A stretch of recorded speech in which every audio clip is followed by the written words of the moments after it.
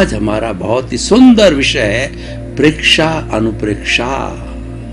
भाइयों और बहनों, बहुत ही सुंदर विषय है। दो शब्द है, प्रेक्षा। प्रेक्षा का अर्थ होता है देखना, और अनुप्रेक्षा का अर्थ होता है एक चीज का बार बार बार बार बार, अच्छी चीज का बार बार चिंतन करना, उसको हृदयंगम करना। ये हम इसकी अलग अलग परिभाषा करते हैं। पहले प्रेक्षा का मतलब देखना, चाहे आप खुली आंख से देखो, चाहे आप बंद आंख से देखो, वो देखना कहलाता है। सवाल ये है कि कैसे देखें। हर व्यक्ति देखता है, लेकिन देखने की एक कला होती है। वो सबसे बड़ी कला हम आपको बताना चाहते हैं, वो प्रेक्षा अनुप्रेक्षा के अंदर उसका हार्द आ जाएगा। कि देखिए, आपने आंख खोल करके देखा, कोई भी सुंदरी जो है आपके सामने खड़ी अप्सरा, आप उसको देख रहे हो, तो दो तरह के चिंतन आते हैं। एक तो व्यक्ति का लुब्ध भरा चिंतन होता है, जो कि गलत है, अनैतिकता है, वो भी देख रहा है। और एक मेरे जैसा साधक भी देख रहा है। वह क्या चिंतन करेगा, ये तो नामधारी है, ये देहधारी है, ये रिलेटिव है, ये पैकिंग है। अगर ये चमड़ी का पैकिंग, गोरी गोरी चमड़ी है, इस गोरी चमड़ी को अगर अलग किया जाए, भीतर को देखा जाए, तो भीतर में इतनी बदबू है कि आप एक क्षण भी वहां खड़े नहीं रह सकते। वो रिलेटिव है, उसकी चमड़ी को मत देखो। तो क्या अर्थ हुआ कि एक ने तो राग किया और दूसरे ने जो है उसके रियल अस्तित्व को पहचाना। तो हम कैसे देखें?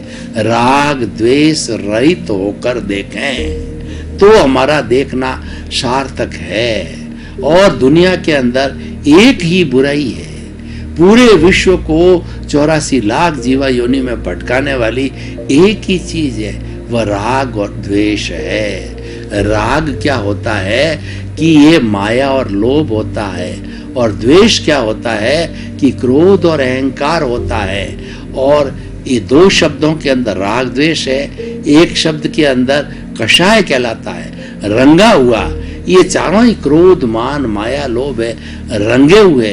रंगे हुए का अर्थ है कि ये हमारे को जो है खराब करते हैं, हमको भटकाते हैं। कहाँ भटकाते हैं? 84 लाख जीवा योनि में भटकाते हैं। रंगे हुए जब भटकाते हैं और ये निष्कलंक हो जावे, समता भाव में रहे, तो हमको इतना भव करने की जरूरत नहीं है। क्योंकि कहा जाता है कि भव सुधारो, जो है भाव सुधारो, भाव सुधरेगा, भाव बिगाड़ो, भाव बिगड़ेगा। तो ये भाव बिगाड़ने वाले हैं, इसकी प्रतिरोधात्मक शक्ति है, जिसको कि हम समता कहते हैं। वो समता भाव सुधारने वाली है। उसके पाले में रहिए, उसके पक्ष में रहिए, उसके पक्ष में रहने की प्रैक्टिस कीजिए। वो प्रैक्टिस कैसे होगी? प्रेक्षा से होगी। देखना, कैसे देखना? राग द्वेष रहित होकर के देखना। एक आंख में राग है, दूसरी आंख में द्वेष है।